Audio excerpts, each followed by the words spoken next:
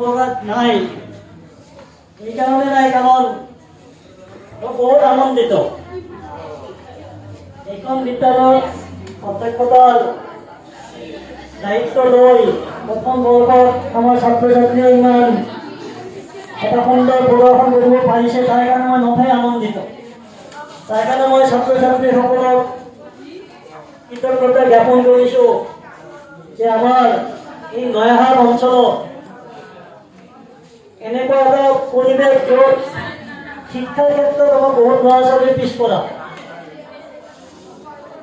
আমাৰ এই অঞ্চলৰ ল'ৰা ছোৱালী শিক্ষাৰ ক্ষেত্ৰত বহুখিনি পিছপৰা, ইমানো পিছপৰা নহয়, কিছু শিক্ষিত আছে।